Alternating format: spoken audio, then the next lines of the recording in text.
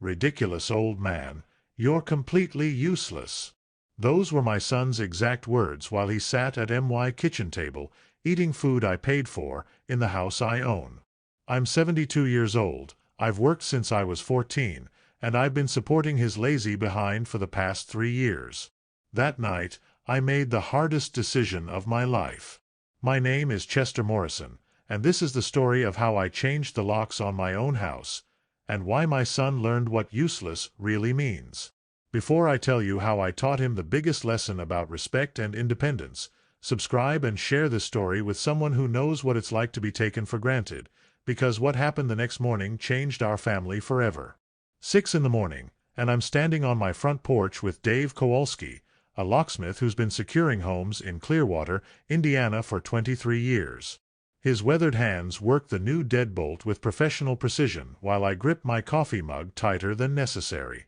The steam rises between us in the crisp autumn air, and I can smell the maple trees starting to turn. "You absolutely certain about this, Mr. Morrison?" Dave asks for the third time, his voice carrying that small-town concern that makes you both grateful and irritated. He's installed security systems for half the neighborhood, seen divorces and family feuds play out through lock changes, but this one clearly puzzles him.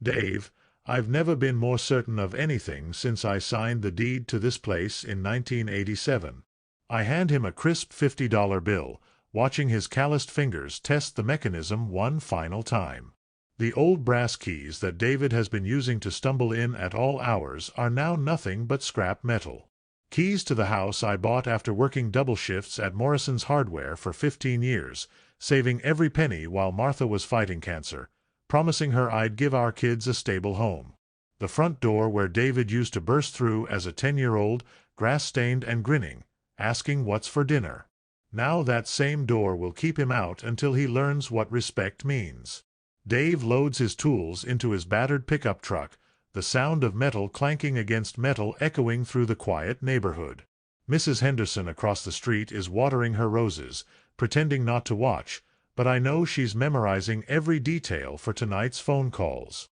The morning sun catches the new silver deadbolt just right, and I feel something I haven't experienced in 3 years: complete ownership of my space. Not shared ownership, not reluctant hosting, but the pure satisfaction of controlling who enters my sanctuary. Inside, David is sprawled across the couch that I paid for, surrounded by empty pizza boxes from Luigi's downtown, game controllers scattered like abandoned tools across my grandmother's coffee table. His snoring rattles through the living room, the same congested wheeze he's had since childhood, except now it's amplified by years of poor choices and zero accountability. I walk through each room methodically, seeing everything with fresh eyes. The kitchen where he demanded I make him breakfast every morning, never offering to cook, never even clearing his own dishes. The bathroom where he leaves wet towels on the hardwood floor I refinished myself. The basement where he's been working on his music career for 2 years, which consists mainly of playing guitar badly and complaining about the music industry. Every corner of this house tells the story of my generosity being mistaken for weakness, my love being interpreted as obligation. But today marks the end of that chapter. I settle into my leather recliner, the one Martha picked out in 1989, still holding her shape after all these years. The house feels different already, charged with potential and possibility. For the first time in months, I'm not dreading noon when David wakes up demanding food, money, or solutions to problems he created. Instead, I'm curious. Curious to see how a 35-year-old man reacts when he discovers that calling his father useless while eating food purchased with that same father's pension has consequences. Real consequences that can't be argued away or postponed with empty promises of change. The grandfather clock in the hallway ticks steadily toward the moment of truth, and I find myself smiling for the first time since that awful dinner conversation. Sometimes love requires tough decisions, and sometimes the most loving thing you can do is stop enabling the person destroying themselves in your living room. David Anthony Morrison, 35 years old, college dropout, former warehouse worker, current professional disappointment, has been living rent-free in my house for 3 years and 2 months, ever since his girlfriend Melissa finally got tired of supporting a grown man who considered showing up to work on time an unreasonable expectation. He lost his job at Henderson's distribution center not because of layoffs or company downsizing, but because he called in sick 17 times in 2 months, mostly on Mondays and Fridays, always with elaborate stories about food poisoning or migraine headaches that mysteriously coincided with new video game releases or weekend parties. When Melissa kicked him out of their apartment, David arrived at my doorstep with 2 garbage bags of clothes, a PlayStation, and a sob story about needing just a few weeks to get back on his feet, which somehow stretched into over 3 years of me watching my retirement savings dwindle while he ordered DoorDash on my credit card and complained about how hard it was to find work that respected his creative potential. The man who used to build elaborate Lego castles and help me organize inventory at the hardware store had transformed into someone who considered making his own bed an accomplishment worthy of praise, who left dirty dishes in the sink for days while playing online games with teenagers, who borrowed my car to drive to job interviews that I later discovered were actually trips to hang out with his equally unemployed friends at the arcade downtown. Every morning I watch him sleep until noon, sprawled across my furniture like he owns the place, surrounded by the debris of his irresponsible lifestyle. Empty energy drink cans, pizza crusts, charging cables snaking across my hardwood floors like electronic ivy, while I get up at 5:30 to maintain the lawn, pay the bills, and keep this household functioning. The contrast couldn't be sharper. Me in my work clothes heading out to handle rental property maintenance or help neighbors with odd jobs, him in yesterday's wrinkled t-shirt complaining about being bored, demanding I buy him groceries while simultaneously criticizing my choice of breakfast cereal, asking for gas money while never explaining where he drives my car, treating my generosity like a constitutional right rather than the ongoing sacrifice it represents. Last month he actually suggested I upgrade the internet speed because his gaming was lagging, and when I mentioned that faster internet costs more money, he rolled his eyes and muttered something about me being cheap. This from a man who hasn't contributed a single dollar toward utilities, groceries, or household expenses since 2021, who acts like my pension exists solely to fund his extended adolescence, who transforms every conversation about responsibility into a lecture about how I don't understand the modern job market, while making zero effort to understand it himself. This house at 412 Maple Street represents every single sacrifice I made for 37 years, every overtime hour I worked at Morrison's Hardware when my back was screaming and my feet were swollen, every weekend I spent fixing other people's plumbing instead of watching baseball games, every vacation Martha and I postponed so we could save another $1,000 toward the down payment that seemed impossible on a hardware store manager's salary in small-town Indiana during the 1980s. Recession. I remember walking through this place with Martha in October 1987, her hand trembling as she touched the oak banister that previous owners had painted over with cheap white latex, her eyes lighting up when she saw the built-in bookshelves in the living room where she imagined displaying her collection of romance novels and my hunting magazines, the way she whispered, "Chester, we could actually afford this," like she was afraid speaking too loudly might make the dream disappear. The seller was Harold Mackenzie, a widower moving to Florida, and I'll never forget sitting at his kitchen table signing papers with a pen that kept skipping while Martha squeezed my other hand so tight I thought she might break my fingers, both of us knowing we were stretching every dollar beyond its reasonable limit but believing that homeownership was the foundation our children needed to build their own successful lives. That first winter, the furnace died 2 weeks after we moved in, and I spent Christmas morning in the basement with a borrowed torch and YouTube tutorials that didn't exist yet, learning heating repair through trial and frozen error while Martha kept the kids warm upstairs with blankets and hot chocolate, never once complaining about my mechanical incompetence or suggesting we call a professional we couldn't afford. Room by room, year by year, I transformed this house from a decent starter home into something Martha called our forever place, refinishing those oak floors myself with rented sanders and determination, installing the ceiling fans that kept us cool during brutal July heat waves, painting David's bedroom 3 different colors as he grew from dinosaur-obsessed 7-year-old to sports-crazy teenager to the sullen young man who eventually left for college with such confidence and promise. The kitchen where Martha taught our daughter Sarah how to make her grandmother's apple pie recipe, where we celebrated David's high school graduation with a party that filled every room with laughter and hope, where Martha and I shared quiet coffee mornings planning our retirement dreams before cancer stole those plans and left me rattling around these rooms like a ghost haunting his own memories. After the funeral, I considered selling, moving somewhere smaller and less haunted, but David convinced me to stay, promising he'd visit regularly, bring grandchildren someday, help me maintain the place that held our family's entire history within its walls.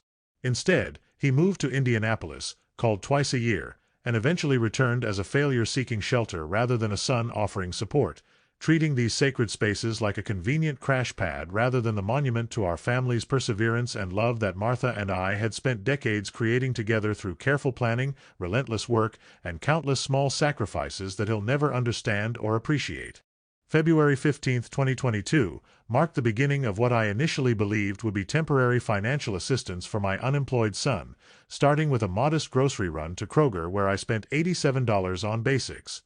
milk, bread, lunch meat, cereal, assuming he'd supplement with job applications and unemployment benefits that never materialized into actual employment or contribution toward household expenses. Week by week, month by month, those grocery receipts grew longer and more expensive as David developed increasingly sophisticated tastes for organic vegetables, name-brand sodas, premium frozen dinners, and specialty items like imported cheese and craft beer that cost more than my entire weekly food budget during the early years of my marriage, all purchased with my debit card, while he explained that cheap food makes you feel cheap, and proper nutrition is an investment in mental health. By summer 2022, I was spending over $400 monthly on groceries for a household that had previously cost me $150, watching him consume expensive steaks while I ate Hamburger Helper, witnessing him throw away leftovers because reheated pasta tastes weird, while I stretched every meal across multiple days to accommodate his growing appetite for luxury at my expense. The electric bill doubled because he needed multiple gaming consoles, a high-end computer, and specialized lighting for his content creation career that consisted primarily of streaming himself playing video games to an audience of 7 subscribers, mostly his former co-workers who watched ironically while working actual jobs that paid actual money. My cable and internet package expanded from basic service to premium everything because David insisted that slow internet was sabotaging his opportunities and preventing him from building his brand online, which translated to me paying an additional $90 monthly so he could download games faster and complain about lag during his marathon gaming sessions that lasted from noon until 4 in the morning.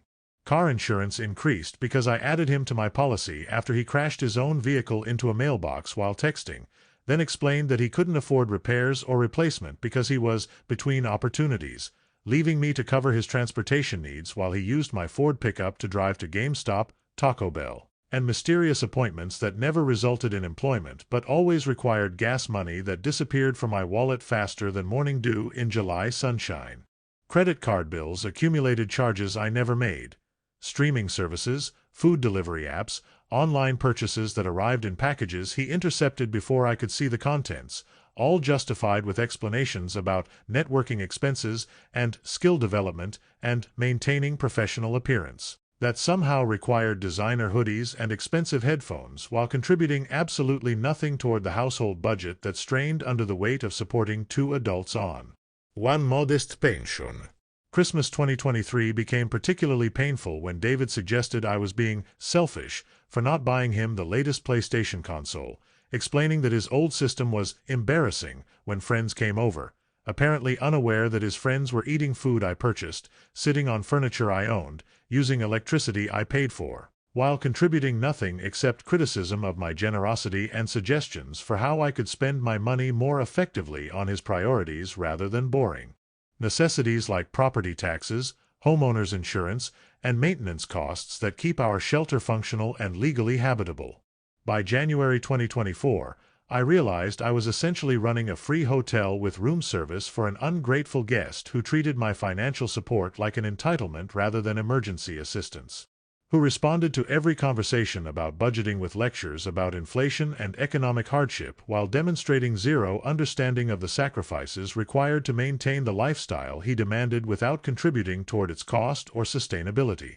Morning coffee became a battlefield where my 35-year-old son would shuffle into the kitchen around 11:30, hair disheveled and eyes bloodshot from another late-night gaming marathon, immediately complaining that I hadn't started the coffee maker early enough for his convenience, rolling his eyes when I explained that I'd been awake since 5:30 handling correspondence with tenants and paying bills online while he slept peacefully in the bedroom that used to be my home office. He'd slump into Martha's chair at the breakfast table, the same seat where she used to read me interesting newspaper articles and plan our weekend activities, now occupied by someone who grunted responses to my attempts at conversation while scrolling through his phone, occasionally snorting at memes or videos that apparently required sharing with his online friends but never with the man providing his food, shelter, and internet access. Laundry became another source of daily tension as he'd leave dirty clothes scattered across the bathroom floor, pile dishes in the sink until fruit flies appeared, then act genuinely surprised when I suggested he might contribute to household maintenance, responding with sighs and eye rolls that suggested my expectations were unreasonable burdens on his recovery process from unemployment, as if basic cleanliness was an advanced life skill rather than elementary courtesy toward the person. Subsidizing his extended adolescence. Television viewing transformed into subtle power struggles where he'd commandeer the remote control, switching channels without asking, turning up volume to levels that made conversation impossible, then acting offended when I requested we watch the evening news instead of his reality shows about people younger and more irresponsible than himself, muttering comments about my boring old man interests, while occupying my recliner and eating snacks purchased with my grocery budget. Dinner conversations, when they happened at all, consisted of him critiquing my cooking while offering zero assistance with meal planning, preparation, or cleanup, suggesting that my simple country meals were too bland or too repetitive compared to the restaurant food he remembered from his employed days, apparently forgetting that restaurant meals cost money he wasn't earning and couldn't afford, expecting me to adjust my lifelong eating habits to accommodate tastes he'd developed during better financial times that his own choices had terminated. Phone calls became exercises in embarrassment as he'd answer my landline with barely concealed irritation, telling callers I was probably napping or doing old people stuff instead of politely taking messages, never mentioning that the old people stuff included maintaining rental properties, volunteering at church, and handling adult responsibilities that kept our household functioning while he pursued entertainment and avoided accountability. Even simple requests became major productions requiring negotiation and compromise, like asking him to move his car so I could access my own garage, or requesting he keep the music down after 10 o'clock so neighbors wouldn't complain, or suggesting he might occasionally purchase his own toiletries instead of using products I bought for my own needs, all met with theatrical sighs and explanations about how stressed and overwhelmed he felt,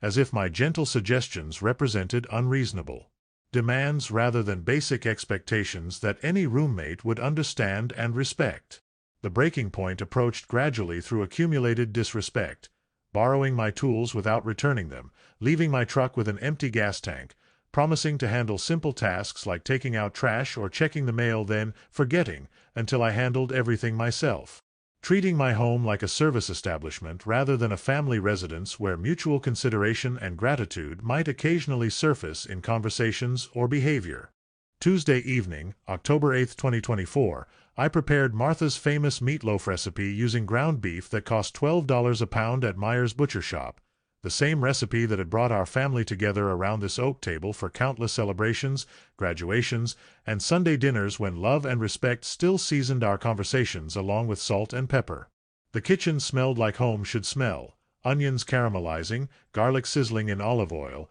fresh herbs from the garden I maintained despite my arthritis, making every weeding session an exercise in stubborn determination, while outside the October wind rattled windows and reminded me that winter heating bills were approaching, along with another season of supporting my ungrateful offspring through months of expensive comfort. I'd set the table with Martha's good china, the blue and white pattern she'd selected for our 20th wedding anniversary, thinking perhaps a formal dinner might encourage civilized conversation and mutual appreciation. Maybe even prompt him to acknowledge the effort I'd invested in creating a pleasant evening despite having spent the afternoon unclogging Mrs. Patterson's kitchen sink for $20 that barely covered my gas expenses. The meatloaf emerged perfectly golden, accompanied by mashed potatoes made from scratch with real butter and cream, green beans I'd frozen from my own garden during the summer abundance, and fresh dinner rolls from Hartman's Bakery that cost $4 for a half dozen but seemed worth the expense if they might contribute to a peaceful family meal where gratitude replaced criticism for once in our increasingly strained relationship.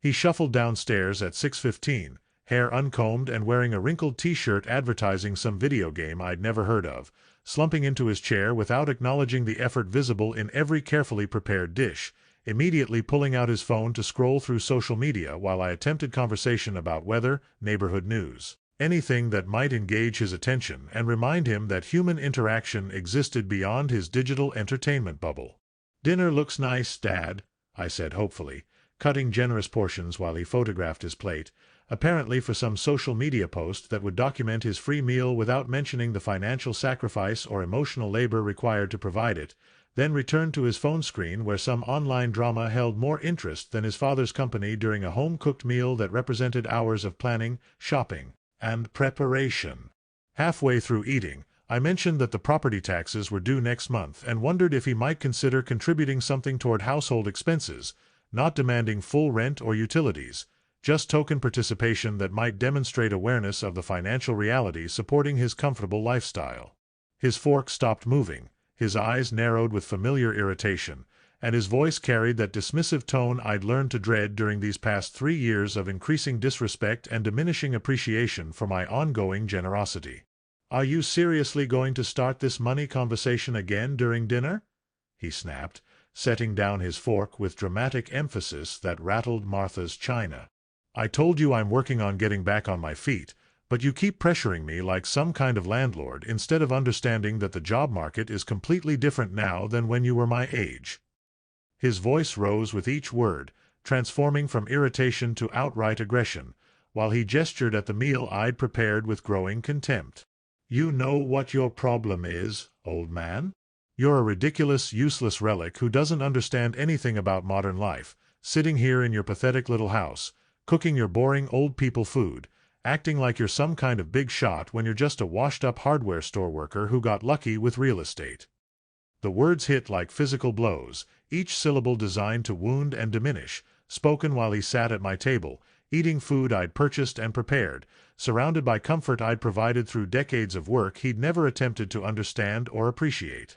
That night I sat in my leather recliner until 3 in the morning, staring at the framed photograph of Martha and me on our wedding day, her smile radiant with hope for the future we'd build together, while those poisonous words echoed through my mind like shrapnel from an emotional explosion that had shattered something fundamental in my understanding of fatherhood, respect, and the relationship between sacrifice and gratitude. "Ridiculous, useless relic." The phrase repeated itself with each tick of the grandfather clock, each word carefully chosen to inflict maximum damage on a 72-year-old man who'd spent 3 years providing unconditional support to someone who apparently viewed kindness as weakness and generosity as stupidity. Someone who felt entitled to criticize the very foundation supporting his comfortable existence while contributing absolutely nothing except contempt and financial drain. I thought about Martha's final months when she'd made me promise to always be there for our children, to provide guidance and support whenever they needed help navigating life's inevitable challenges, but she'd never imagined that support might be interpreted as enabling destructive behavior,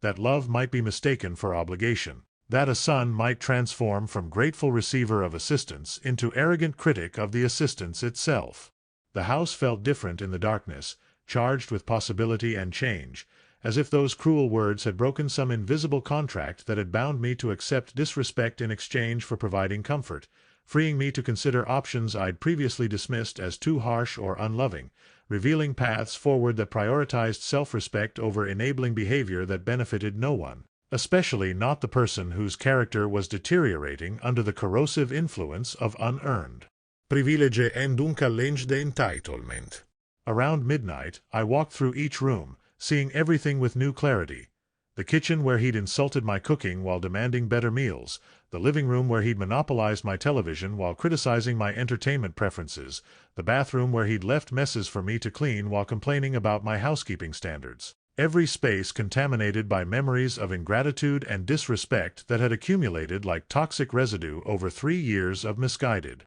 generosity. By 2 in the morning, I'd reached a decision that felt both terrifying and liberating. recognizing that continuing to enable his behavior wasn't helping him develop independence or responsibility, wasn't teaching him the value of hard work or the importance of treating others with basic decency, wasn't preparing him for the real world where actions have consequences and words carry weight that can't be retracted with half-hearted apologies or promises of future improvement. I pulled out my phone and scrolled through contacts until I found Dave Kowalski's number, the locksmith who'd helped half the neighborhood through various security situations, then composed a text message requesting his earliest available appointment for lock replacement services, my finger hovering over the send button for several minutes before finally pressing it and committing to a course of action that would either teach my son valuable lessons about respect and responsibility or permanently damage our relationship in ways that might never heal, understanding that either outcome was preferable to continuing the current dynamic where my love was rewarded with contempt and my generosity was met with demands for even greater sacrifice. Dawn broke gray and cold over Clearwater as I stood in my kitchen at 5:30 Wednesday morning, coffee brewing while I waited for Dave Kowalski's return text message, my hands trembling slightly from caffeine, determination, and the weight of irreversible decisions that would reshape my household dynamics within the next few hours, knowing that David remained unconscious upstairs, sprawled across the guest bed that had become his permanent residence, completely unaware that his cruel words had triggered consequences more serious than any lecture or argument we'd ever shared. Dave's response arrived at 6:15. Can be there by 6:45, front door and back door both? And I replied immediately with confirmation, then spent the next 30 minutes gathering important documents from my desk drawer, property deed, mortgage papers, utility bills in my name, tangible proof of ownership that might become necessary if this morning's actions led to confrontations requiring legal clarity about who belonged in this house and who was merely an ungrateful guest whose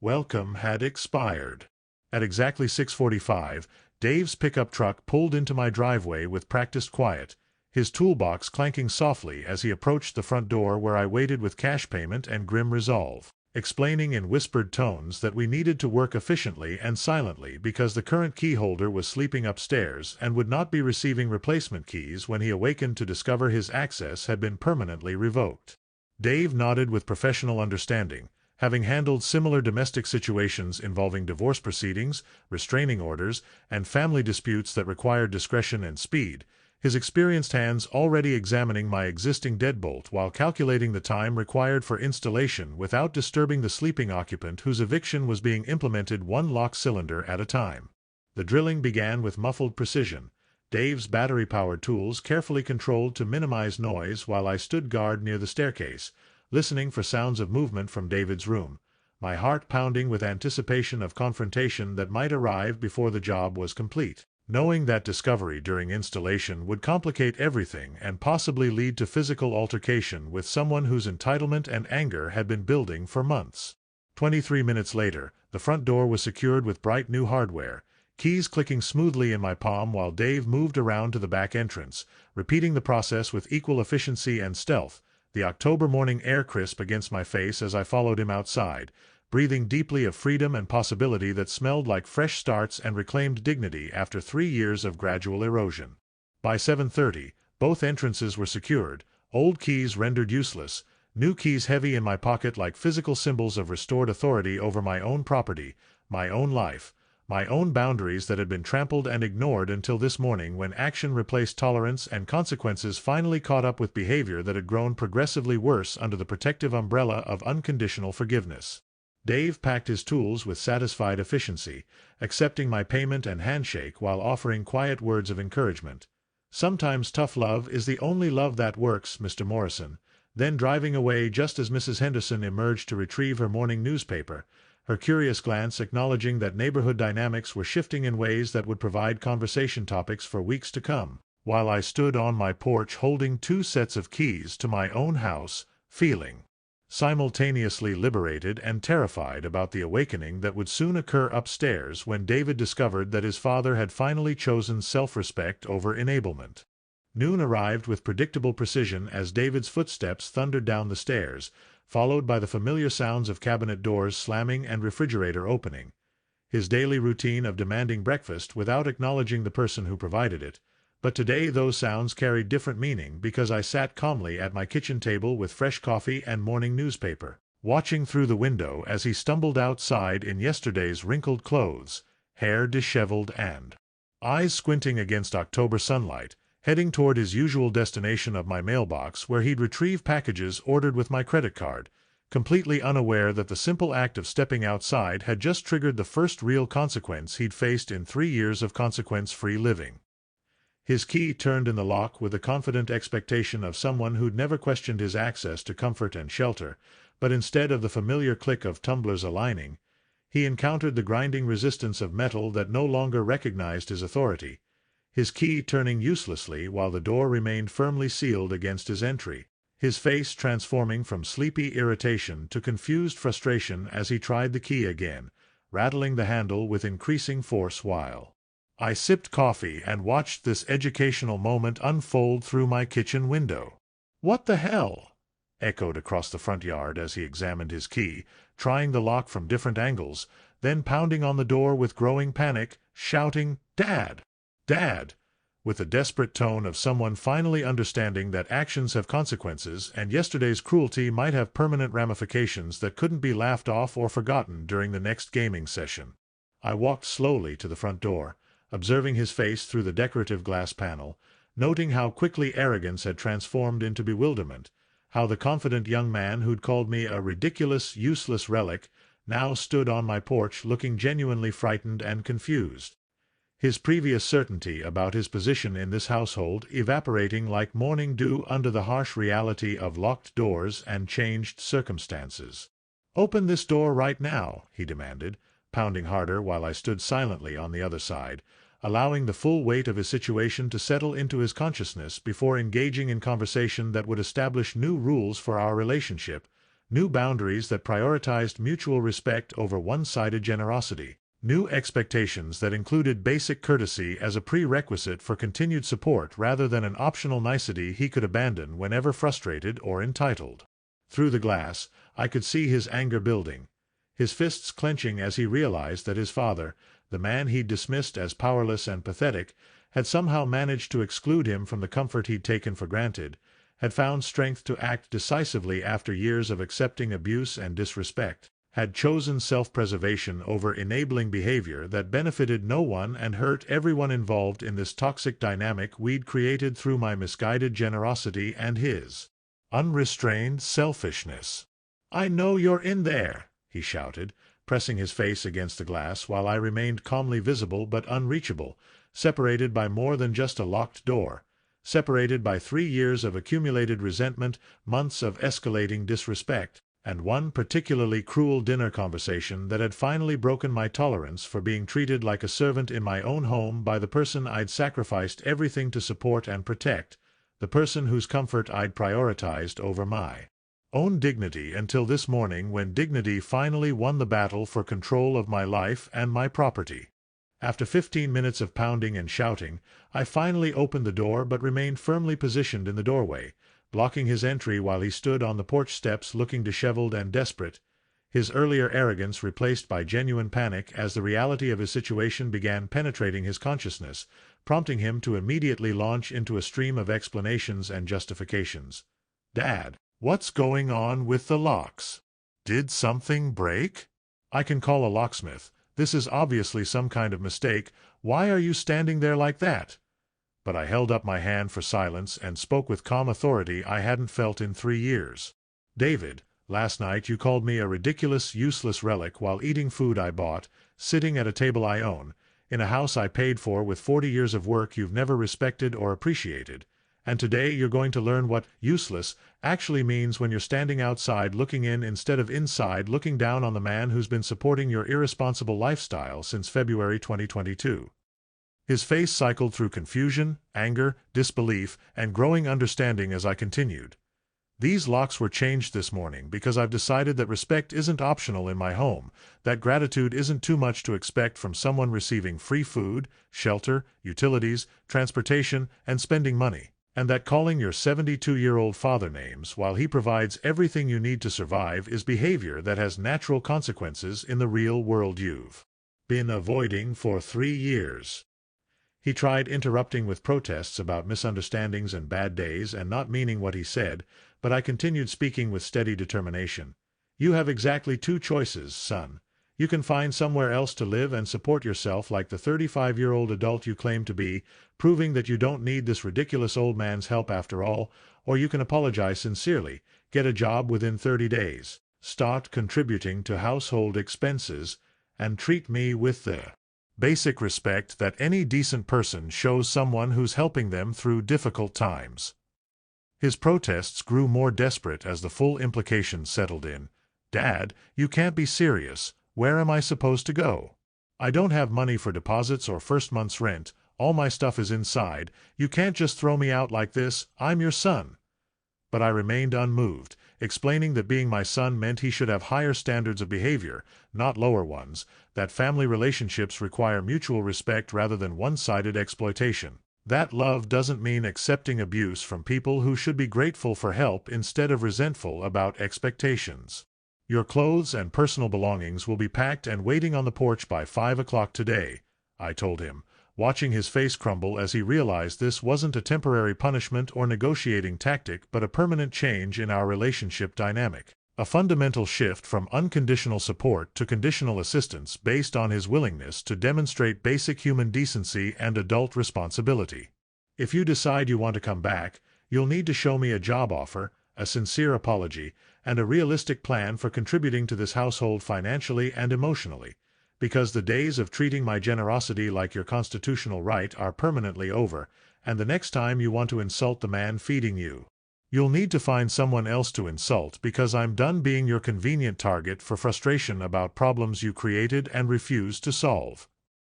The first week of David's forced independence unfolded like a harsh education in adult reality as he discovered that 35-year-old unemployed men with no savings, no credit history, and no references don't qualify for apartment rentals in small-town Indiana, leading him to sleep in his car behind the Walmart parking lot where security guards eventually told him to move along. Then in the 24-hour laundromat on Pine Street where the fluorescent lights and industrial washing machine sounds prevented any restful sleep, finally convincing his former co-worker Jake to let him crash on a living room couch for $40 a week that he didn't have but promised to pay once he found employment that remained frustratingly elusive despite his sudden motivation to accept jobs he'd previously considered beneath his dignity and creative potential. Without access to my refrigerator, credit cards, and home-cooked meals, he quickly discovered that fast food costs accumulate rapidly when you're buying every meal individually, that gas station sandwiches and convenience store chips provide poor nutrition and leave you hungry again within hours,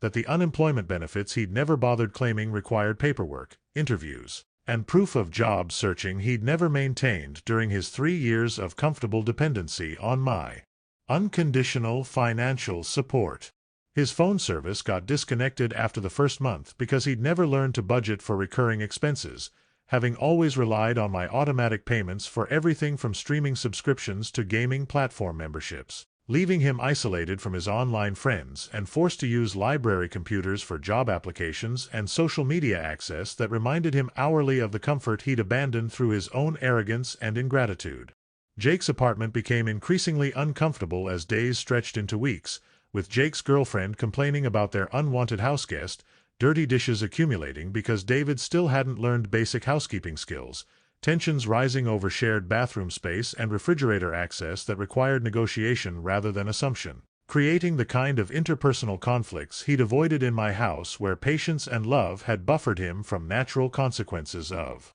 inconsiderate behavior. Job interviews proved humbling experiences as potential employers questioned his 3-year employment gap, his lack of recent references, his inability to explain why he'd left his previous position or what he'd been doing to improve his skills during his extended unemployment, forcing him to confront the reality that his recovery period looked like laziness and irresponsibility to strangers who owed him nothing and expected evidence of reliability, work ethic, and basic professional competence he'd allowed to atrophy during his comfortable residency in my home. The physical discomfort of sleeping on couches, washing clothes in sink basins, wearing the same outfits repeatedly because laundromats cost money he couldn't spare, eating cheap processed food that left him feeling sick and tired, walking everywhere because gas money competed with food money in a budget stretched beyond sustainability, all combined to create a comprehensive education in the value of the support he'd dismissed as worthless while criticizing my pathetic little house and boring old people food that suddenly seemed luxurious compared to his current circumstances. Most painfully, he began recognizing that his friends and former co-workers viewed his situation with a mixture of sympathy and judgment, understanding that his homelessness resulted from burning bridges with family rather than economic hardship beyond his control, making him a cautionary tale rather than a victim deserving unlimited assistance and patience from people who had their own responsibilities and couldn't afford to enable his continued immaturity. 6 weeks passed without a single phone call, text message, or any communication between us, the longest silence in our relationship since David's childhood, creating a strange emptiness in my daily routine where I'd grown accustomed to his presence despite the constant irritation and disappointment, finding myself automatically buying extra groceries before remembering I was shopping for one person again, sitting at my kitchen table with morning coffee feeling simultaneously peaceful and lonely while wondering if I'd been too harsh or if this tough love approach would ultimately strengthen our relationship or destroy it permanently. Through Mrs. Henderson's careful neighborhood surveillance network, I learned that David had found part-time work at Murphy's Auto Parts, the same kind of entry-level position he'd refused to consider during his 3 comfortable years of unemployment, apparently swallowing his pride about career trajectory and professional development when faced with the reality of choosing between work and homelessness, between earning minimum wage and remaining dependent on friends whose patience was wearing thin under the strain of supporting another adult's basic survival needs. Sarah called twice from Portland, having heard about the situation through David's desperate phone calls requesting money, plane tickets, or temporary housing in her one-bedroom apartment, but instead of criticizing my decision, she expressed surprise that I'd tolerated his behavior for so long, sharing her own frustration with his entitled attitude during previous visits when he'd complained about her cooking, criticized her apartment's size, and expected her to fund his entertainment while she worked 2 jobs to maintain her own modest lifestyle in an expensive city. The house felt different without his constant presence, quieter but also somehow lighter, free from the tension of walking on eggshells around someone whose mood could shift from sullen silence to explosive anger without warning, allowing me to reclaim my own rhythm of life, my own preferences for television programming, my own schedule for meals and household activities that didn't revolve around accommodating someone else's demands and expectations. I discovered that living alone at 72 wasn't the lonely burden I'd imagined, but rather a return to the peace and self-determination I'd enjoyed briefly after Martha's death before David's return had complicated my grieving process and delayed my adjustment to widowhood, giving me space to process not just his absence but also the accumulated resentment and frustration I'd suppressed during 3 years of trying to be supportive while enabling destructive behavior that helped neither of Stati Uniti Gro o Real. Meanwhile, according to Jake's girlfriend who worked at the bank, David had opened his first checking account in years and was making regular small deposits from his Murphy's paychecks, learning to budget for basic expenses like food, transportation, and his share of Jake's utility bills, developing financial literacy skills he'd never needed while living under my unconditional support, gradually understanding the connection between work hours and purchasing power that most adults internalize during their 20s but he'd avoided through prolonged adolescence funded by parental generosity. Most significantly, I heard through Tom Miller at the hardware store that David had been asking questions about his father's health and well-being, not requesting information for manipulation or guilt trips but expressing genuine concern about whether I was eating properly, maintaining the house adequately, and managing my medications correctly, suggesting that physical separation had created emotional space for him to consider my humanity rather than just my utility as a provider of free resources and convenient target for misplaced frustration about his own failures and disappointments. On a cold Thursday evening in late November, as I sat reading the newspaper after a simple dinner of soup and crackers, a soft knock at my front door interrupted the peaceful silence, and through the decorative glass panel I saw David standing on my porch holding a small grocery bag. His appearance dramatically different from the angry, entitled man who'd stormed away 7 weeks earlier, hair neatly combed, wearing clean work clothes that smelled like motor oil and honest labor, his face thinner but somehow more mature, carrying himself with the subdued dignity of someone who'd learned hard lessons about pride, responsibility, and the difference between earned respect and demanded entitlement. When I opened the door, he didn't immediately ask to come inside or launch into justifications for his previous behavior, but instead stood quietly for several seconds before speaking in a voice I hadn't heard since his teenage years. "Dad, I brought you some coffee and those dinner rolls from Hartman's Bakery that you like, and I was hoping we could talk for a few minutes if you're willing to listen to what I need to say." His tone carried none of the defensive aggression or manipulative charm he'd used during previous apologies, but rather the careful humility of someone who understood that forgiveness must be earned rather than demanded, that his presence on my porch was a privilege rather than a right, that the man he'd called a ridiculous, useless relic held all the power in determining whether their relationship could be rebuilt or remained permanently severed. I invited him inside but remained standing near the door, watching as he looked around the kitchen with genuine appreciation rather than critical assessment, noting how clean and organized everything appeared without his chaotic presence, observing the simple peace that pervaded spaces no longer contaminated by resentment and ingratitude, understanding perhaps for the first time that my pathetic little house represented decades of sacrifice and achievement rather than limitations to be escaped or criticized. "I've been working at Murphy's Auto Parts for 6 weeks," he began, his voice steady but emotional, "and every day I think about what I said to you that night, how I called you useless while you were feeding me, housing me, supporting me in every way possible, and I understand now that I wasn't just wrong about you. I was wrong about everything. Work, money, respect, family, responsibility. What it actually means to be a man instead of just a grown child expecting the world to accommodate my selfishness."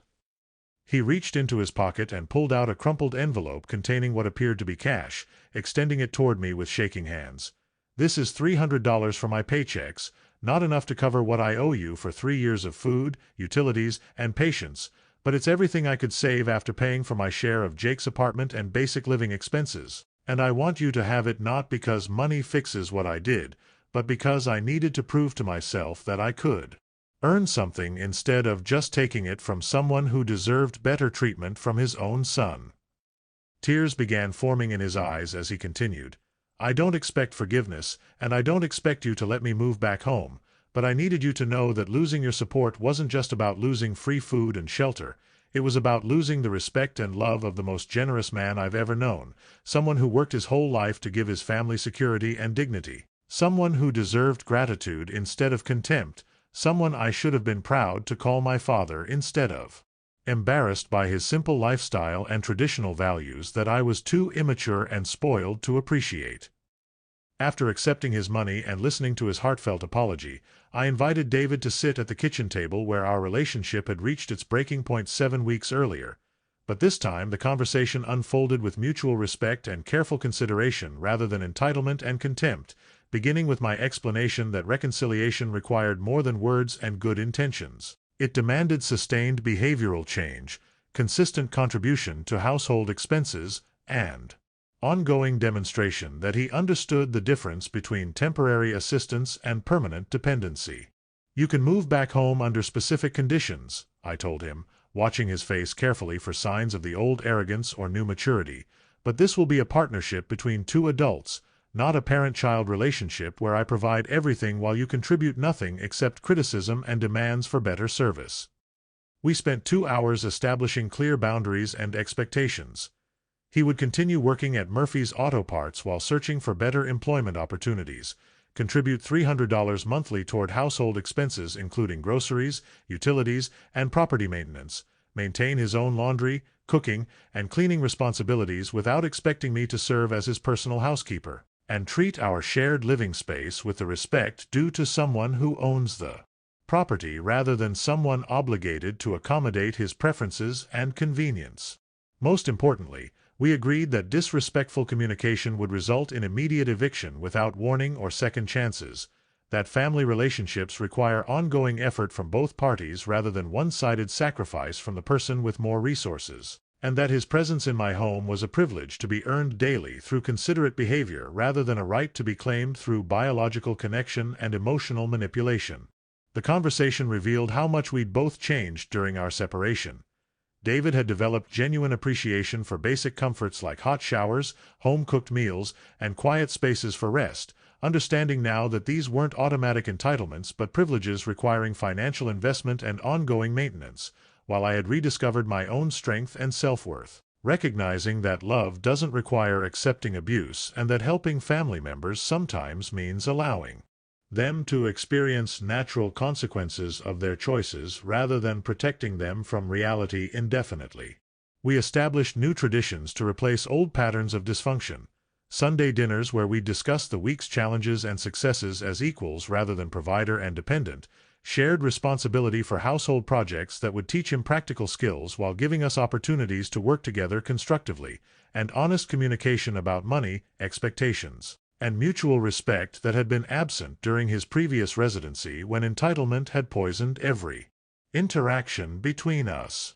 David moved back in the following weekend, bringing his few possessions and new attitude with quiet gratitude rather than noisy complaints, immediately contributing his $300 and beginning the process of rebuilding trust through consistent actions rather than empty promises, cooking his first meal in my kitchen and cleaning his own dishes without being asked, treating my home like a sanctuary to be preserved rather than a service establishment to be exploited. The transformation wasn't perfect or immediate, but it was genuine and sustainable because both of us had learned valuable lessons about boundaries, respect, and the delicate balance between helping family members and enabling destructive behavior that ultimately hurts everyone involved, creating a foundation for healthy relationship dynamics that honored both his need for support during difficult transitions and my need for dignity and appreciation in my own home where love and respect could finally coexist again.